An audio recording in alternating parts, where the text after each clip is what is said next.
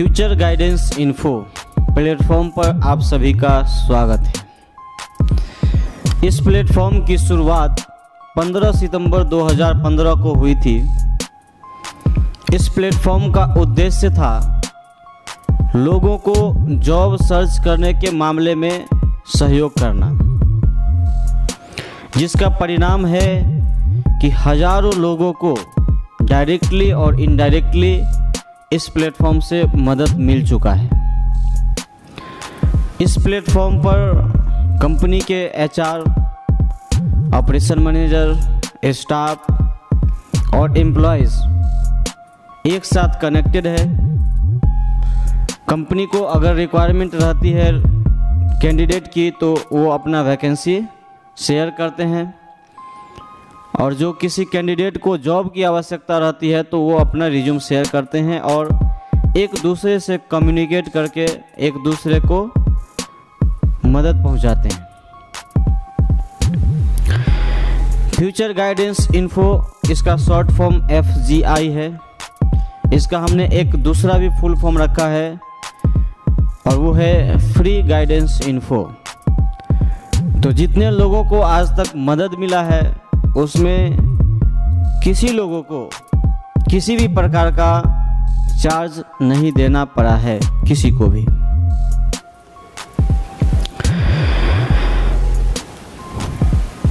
इस प्लेटफॉर्म के नाम से हमने YouTube चैनल कुछ दिन पहले शुरू की थी। इस चैनल पे हमने अभी तक 2 वीडियो जो कि सॉफ्ट सर्विसेज से संबंधित है डाला है और उसको लोगों ने बहुत पसंद किया है। इसके अलावा हमने 100 से ज़्यादा शॉर्ट्स वीडियो डाले हैं जो लव, लाइफ और रिलेशन से संबंधित है। तो जो हमारा YouTube चैनल है उसका नाम है फ्यूचर गाइडेंस इन्फो। YouTube के अलावा जो इंस्टाग्राम, फेसबुक और शेयर चैट, इन ऐप पे हमें आप सर्च कर सकते हैं संजीव कुमार फॉर यू। और जो हमने जो कोट लिखे हैं 175 से ज़्यादा कोट हमने लिख चुके हैं। वो कोट हम सबसे पहले योर कोट और नोजोटो ऐप पर लिखते हैं, उसका बाद में हम वीडियो रूपांतरण करते हैं।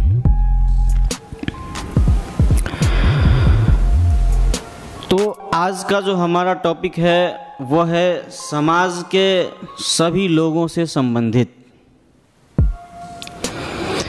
सभी परिवार से संबंधित। वैसे सभी परिवार जिसमें अभिभावक हैं, गार्जियन हैं और जिसमें विद्यार्थी हैं। हमेशा अभिभावक की इच्छा रहती है कि बच्चों को अच्छी से अच्छी शिक्षा देना और एक नए मुकाम पर पहुंचाना, चाहे वह अभिभावक गरीब हो, अमीर हो या मध्यम वर्ग से हो।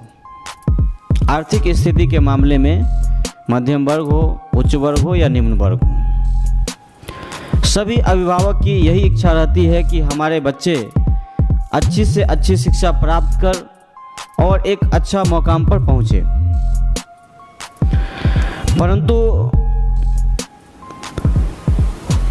100% अभिभावक की ये जो सपना है वो साकार नहीं हो पाती है।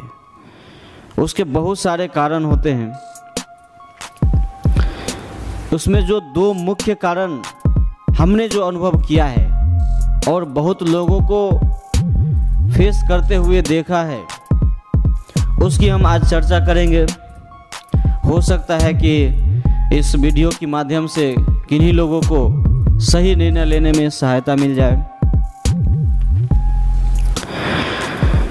जो हम परिणाम चाहते हैं वो परिणाम अगर दिमाग से मिलने वाला है तो दिल से लिया गया निर्णय कभी भी हेल्पफुल नहीं हो सकता है। परिणाम अगर दिमाग से चाहिए तो दिल से लिया गया निर्णय कभी भी लाभदायक नहीं हो सकता है। जिस विद्यार्थी को हम बहुत ही अच्छे जगह पे देखना चाहते हैं ज्ञान के मामले में, और जो ज्ञान होता है वो कहाँ से मिलता है? दिमाग का इस्तेमाल करके मिलता है। तो जो अभिभावक हैं, बच्चों के लिए जो सोचते हैं कि बच्चा अच्छा करे, उनको भी दिमाग से ही सोचकर चलना पड़ेगा। जैसे किसी विद्यालय में हमने अगर नामांकन कराया, 2 साल पढ़ाई किया बच्चे ने, और किसी तीसरे लोगों ने या दूसरे लोगों ने उन्हें बता दिया कि इस विद्यालय से अच्छा कोई दूसरा विद्यालय है, या फिर कोई नया विद्यालय खुला है जो इससे अच्छा पढ़ाई कराती है, तो हम भावना में बह के अपने बच्चों का एडमिशन दूसरे विद्यालय में करा देते हैं, इस उम्मीद के साथ कि वहाँ इस विद्यालय से अच्छा पढ़ाई होता है। कुछ वर्ष बाद फिर पता चला कि उससे भी अच्छा विद्यालय है कोई, तो हम क्या करते हैं? फिर से विद्यालय बदल देते हैं। और जब 9वीं 10वीं में जाते हैं, तब पता चलता है कि ऐसे विद्यालय में पढ़ाने से जो हमारी आर्थिक स्थिति है वो बहुत ही खराब हो जाएगी, और या फिर hमारी आर्थिक स्थिति ऐसी है कि हम इस तरह के विद्यालय में आगे नहीं पढ़ा सकते, तो फिर वो विद्यालय बदल देते हैं।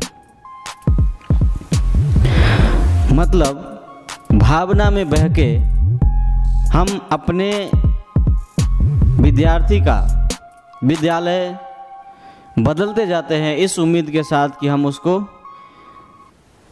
बेहतर से बेहतर शिक्षा दे पाएं। जो कक्षा 1 में जो पढ़ाई होती है उस पर निर्भर करता है कक्षा 2 की पढ़ाई, 2 से आगे 3, 3 से आगे 4। तो जो एक ट्रैक है, जो डिपेंडेंसी है एक दूसरे पे, एक दूसरे कक्षा पे, अगर हम विद्यालय बदल देते हैं तो विद्यालय बदलने से सिर्फ विद्यालय नहीं बदलता है, विद्यार्थी के लिए उसका माहौल बदल जाता है, उसका शिक्षक बदल जाते हैं, जो तरीका पढ़ने का और पढ़ाने का जो है, शिक्षक जो पढ़ाते हैं वो तरीका बदल जाता है। तो जिस ट्रैक पे पहले विद्यार्थी था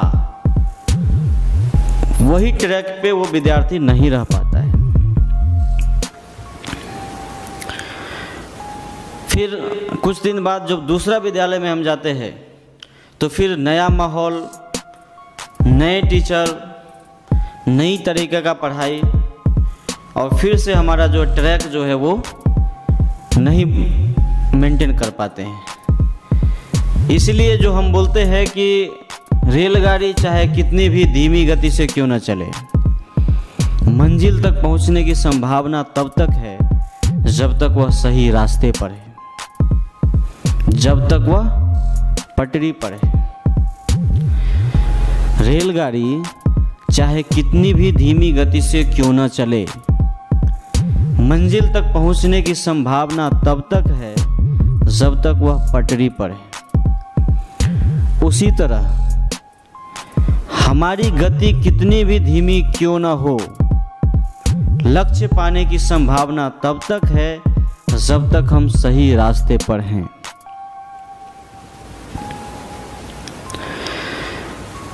तो दिमाग जब कह रहा है, गार्जियन का दिमाग जब यह कह रहा है कि बच्चों का विद्यालय बदलने से उसका जो पटरी है वो पटरी पर नहीं रह पाएगा, बच्चा ट्रैक बदल जाएगा, रास्ता बदल जाएगा, तो फिर दिल के बहकावे में आकर हम यह निर्णय क्यों लेते हैं कि इससे बेहतर विद्यालय में हम उनका नामांकन कराएंगे, और करा भी देते हैं, ज़्यादा पैसा भी खर्चा करते हैं। और परिणाम क्या होता है कि जो विद्यार्थी एक बार ट्रैक से हट गया वो कभी भी वो ट्रैक पे फिर आ नहीं सकता है, क्योंकि जो पढ़ाई पिछले कक्षा में हो गई उस पे डिपेंडेंट रहता है अगला कक्षा, और फिर वह जो बेस है वो दोबारा नहीं बन पाता है। इसको हम एक साधारण उदाहरण से समझना चाहते हैं। जैसे मान लीजिए कि किसी को बहुत अच्छा सब्जी बनाने आता है,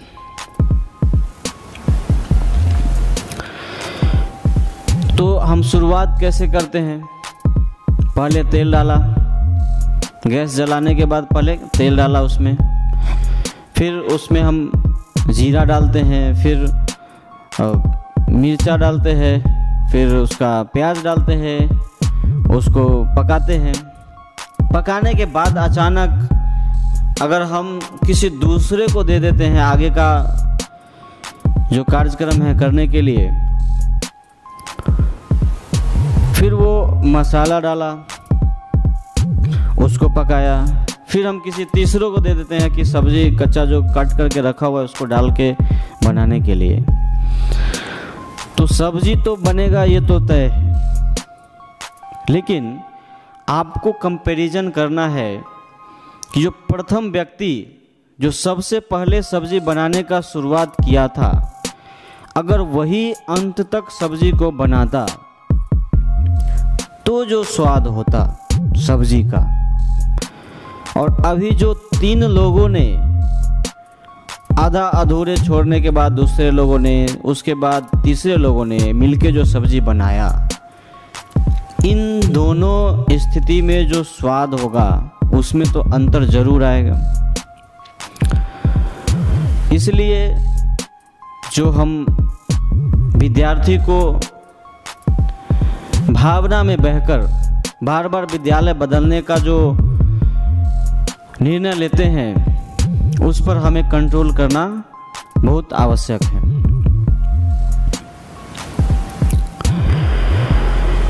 ये तो हो गई विद्यालय बदलने, और उसी प्रकार ट्यूशन के बारे में भी आप सोच सकते हैं, क्योंकि हम जो विद्यालय में नामांकन कराते हैं उसके साथ साथ हम अलग से प्राइवेट ट्यूशन देते हैं विद्यार्थी को, और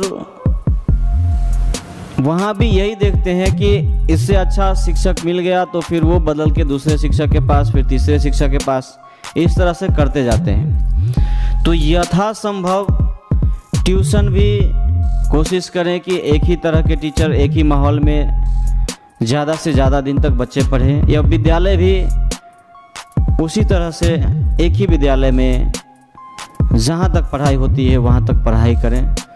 इस तरह से हम बेहतर जो है बच्चों का भविष्य बना सकते हैं। एक है दूसरा मुद्दा, भाषा। जब हम किसी विद्यालय में नामांकन कराते हैं, अगर वहाँ राजकीय भाषा में पढ़ाई होती है, माहौल तो जो लोकल भाषा है वही रहता है, घर का हो या फिर विद्यालय का, लेकिन अगर राजकीय भाषा में पढ़ाई होती है और किसी दूसरे व्यक्ति ने आकर हमें बोल दिया कि बच्चों को अगर अच्छा भविष्य बनाना है, बहुत बड़े ऊंचाई पे पहुंचाना है, तो आपको अंग्रेजी भाषा में पढ़ाना पड़ेगा, तो हम अचानक यह निर्णय ले लेते हैं कि नहीं, अब हम बच्चे को अंग्रेजी स्कूल में डालेंगे। और हम क्या करते हैं कि दूसरी तीसरी कक्षा के बाद अंग्रेजी वाले स्कूल में डाल देते हैं। तो जो मेन सब्जेक्ट होता है वो होता है ज्ञान के लिए, और उसी ज्ञान से हम भविष्य में कुछ कर सकते हैं। लेकिन जो अंग्रेजी है यह एक माध्यम है, भाषा है। उस ज्ञान को अर्जित करने के लिए जो भाषा है वो है अंग्रेजी या फिर कोई अन्य भाषा। तो जो बच्चों का जो मेन जो फोकस हो जाता है, जिस पर बच्चे ज़्यादा ध्यान देने लगते हैं, वो होता है कि अंग्रेजी को सीखना। तो मुख्य जो सब्जेक्ट था जिस पे हमको ज्ञान चाहिए था, उसे भटक करके हम क्या करते हैं कि अंग्रेजी भाषा सीखने में ज़्यादा समय व्यतीत करते हैं। और जब हम अंग्रेजी भाषा 2-3 साल तक सीखने में लगे रहते हैं, तब तक पता चलता है कि जो हमारा बेस था, जो हमारा मुख्य सब्जेक्ट था, उसमें तो हम उतना फोकस कर ही नहीं पाए। इतना ही नहीं, कुछ दिन बाद, जब 2-3 साल बाद जब पता चलता है कि हमने यह निर्णय गलत ले लिया कि अंग्रेजी की वजह से न बच्चे अंग्रेजी सीख पाए और न जो मेन भाषा है वो सीख पाए, तो हम फिर से उसको जो राजकीय भाषा रहता है वैसे विद्यालय में फिर से हम लोग डाल देते हैं।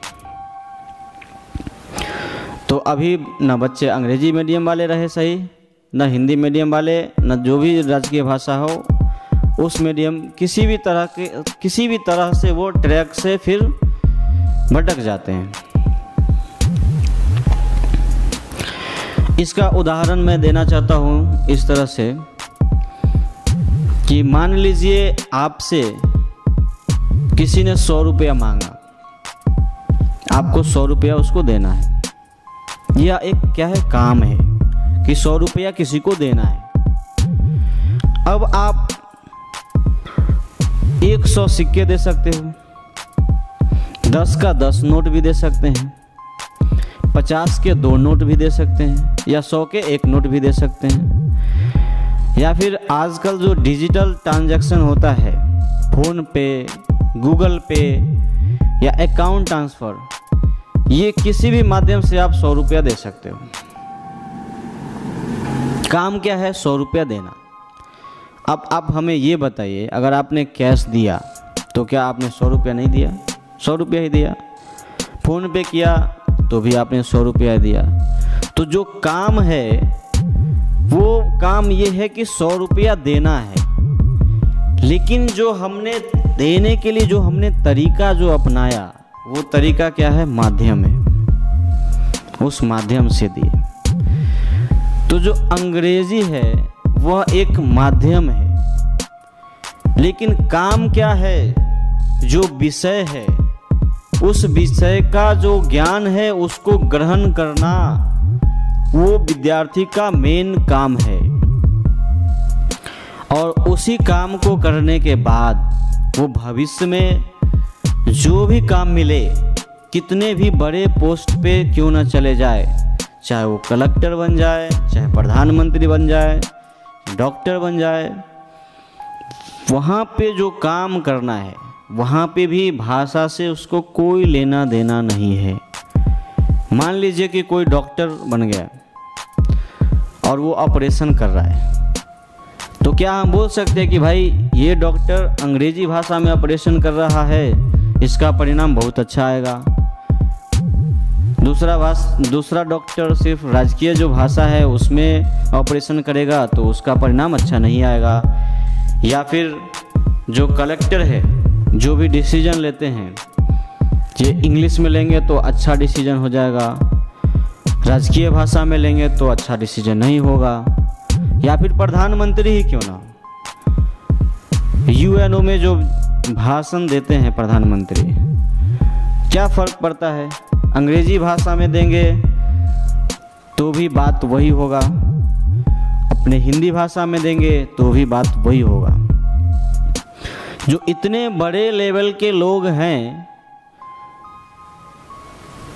या फिर बड़े लेवल का कोई भी काम है, उस पे भाषा से जब कोई फर्क नहीं पड़ता और विद्यार्थी को भी भविष्य में वही करना है, कितना भी अच्छा पढ़ाई कर ले, लेकिन बाद में जाकर कोई ना कोई तो काम ही करना है। और जब काम जो करना है उसमें भाषा मायने नहीं रखता है, तो सिर्फ भाषा की डर से जो हम विद्यार्थी का शुरुआत में ही जो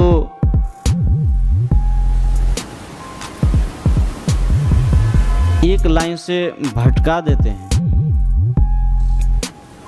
अच्छा सोचते हैं अच्छा कि हम अंग्रेजी भाषा में पढ़ाएंगे, लेकिन भाषा की वजह से जो मेन विषय है उससे भटक जाते हैं।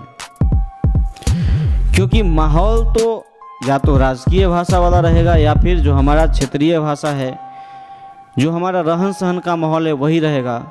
तो जो अंग्रेजी भाषा है वो एक अलग ही सब्जेक्ट दिखता है, एक डिफिकल्ट सब्जेक्ट, जो कि हर वर्ड याद करना पड़ता है उस समय। अंग्रेजी भाषा में पढ़ाइए, लेकिन जो मेन सब्जेक्ट है उससे भटकना नहीं चाहिए लोगों को। अगर हमारी भाषा जो है उसमें ही अच्छे तरीके से हम सीख लेते हैं तो हायर एजुकेशन करते समय और उस लेवल तक जाते जाते समय अंग्रेजी भाषा खुद ब खुद आ जाएगी और अंग्रेजी में हम एक्सप्रेस कर सकते हैं। तो जब बेस बनाने का समय रहता है बच्चों का, उस समय सिर्फ एक भाषा की वजह से हम मेन जो सब्जेक्ट है उससे भटका देते हैं बच्चों को, तो फिर यह कभी भी लाभदायक नहीं होगा और यह निर्णय कभी भी लाभदायक नहीं हो सकता है। तो जिन अभिभावक का रहन सहन उसी भाषा में है, बच्चे बचपन से ही अंग्रेजी भाषा में ही बातचीत कर रहे हैं, तो उनके लिए फिर वो भाषा सही है। लेकिन जिसका माहौल बचपन से क्षेत्रीय भाषा में रहा, न गार्जियन ज़्यादा पढ़े लिखे हैं, उनको ज़बरदस्ती अंग्रेजी थोपना और थोपने की वजह से मेन सब्जेक्ट से भटकाना, यह एक मुख्य कारण होता है, जिसकी वजह से अच्छे समझदार होनहार बच्चे भी आगे जाकर सही लक्ष्य को प्राप्त नहीं कर पाते हैं। सेकेंडरी हायर सेकेंडरी विद्यालय में जाते जाते इतने बार उसके विद्यालय में बदलाव हो जाता है या भाषा में बदलाव की वजह से वो जो मेन ट्रैक है उस पर से हट जाता है और जो हम उम्मीद करते हैं, जो गार्जियन उम्मीद करते हैं, वो नहीं मिल पाता है। यह जो मैं बता रहा हूँ यह हम अपने अनुभव और बहुत सारे उदाहरण, सामने आंखों से देखे हुए उदाहरण पर आधारित है। बहुत दिनों से मैं इस पर चर्चा करना चाह रहा था, लेकिन आज जो हमारा अपना प्लेटफॉर्म है इस पर हमने पहला वीडियो इसी पर इसलिए बनाया है। जिसका आर्थिक स्थिति खराब रहता है, जिन गार्जियन का आर्थिक स्थिति खराब रहता है, उनका भी उद्देश्य रहता है कि चाहे स्थिति जैसी भी हो, हम खर्च करने में पीछे नहीं हटेंगे, लेकिन भविष्य बच्चे का अच्छा होना चाहिए। करते भी हैं, फिर भी दिल से जो निर्णय लेते हैं भावना में बहकर इससे बेहतर ये, इससे बेहतर ये, उसकी वजह से ही परिणाम अच्छा नहीं हो पाता है। सिंपल है कि ज्ञान दिमाग का परिणाम है, दिल का नहीं। तो जो भी निर्णय हमको लेना है वो दिमाग से लेना है, दिल से नहीं। तभी बच्चों का भविष्य उज्जवल हम बना सकते हैं। एक और मुद्दा है कि अक्सर देखा जाता है अंग्रेजी मीडियम में डालने के बाद जब 8वीं 9वीं तक पढ़ाई करा लेते हैं, उसके बाद हम देखते हैं कि आगे की पढ़ाई में बहुत ज़्यादा खर्च है, तो फिर से हम लोग जो राजकीय भाषा है उस भाषा में विद्यार्थी को नामांकन करा देते हैं। क्या फ़ायदा? सिर्फ एक भाषा को सीखने के लिए हम विद्यार्थी को ट्रैक से भटका देते हैं। तो हम लोगों को यह निर्णय करना पड़ेगा कि प्राइमरी क्या है, सेकेंडरी क्या है। जो माध्यम है वो सेकेंडरी है, प्राइमरी है नॉलेज। और नॉलेज हमें ग्रहण करना है हमारी भाषा या जो भी भाषा में हम आसानी से और अच्छी तरह से नॉलेज ग्रहण कर सकते हैं, उसी भाषा में और अच्छी तरह से करना है। तो ये हमारा जो आज का टॉपिक था उसको हम समराइज़ करना चाहेंगे 4 लाइन में कि जो भी अभिभावक हैं, चाहे गरीब हो, चाहे अमीर हो, चाहे मध्यम वर्ग के हो, आर्थिक स्थिति के मामले में उनको विद्यार्थी के अनुसार विद्यार्थी किस तरह से बेहतर कर सकता है उसके अनुसार दिमाग से निर्णय लेना है, क्योंकि परिणाम हमको दिमाग से ही चाहिए। ज्ञान जो होता है वो दिमाग से ही मिलता है।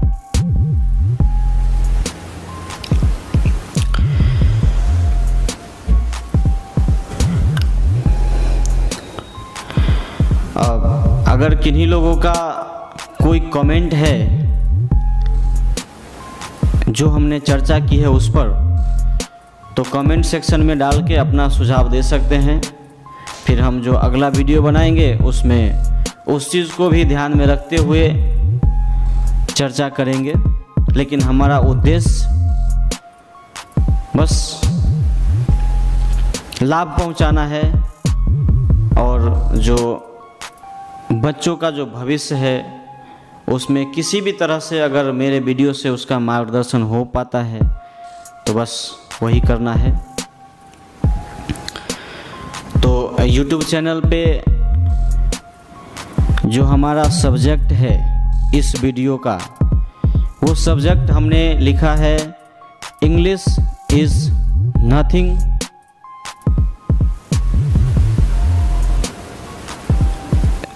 English is a language and nothing else. अंग्रेजी एक भाषा है और कुछ नहीं।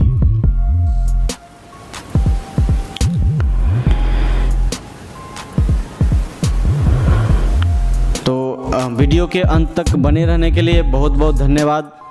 मिलेंगे नेक्स्ट वीडियो में, तब तक खुश रहिए और अपने बच्चों के लिए सही मार्गदर्शन करते रहिए। धन्यवाद।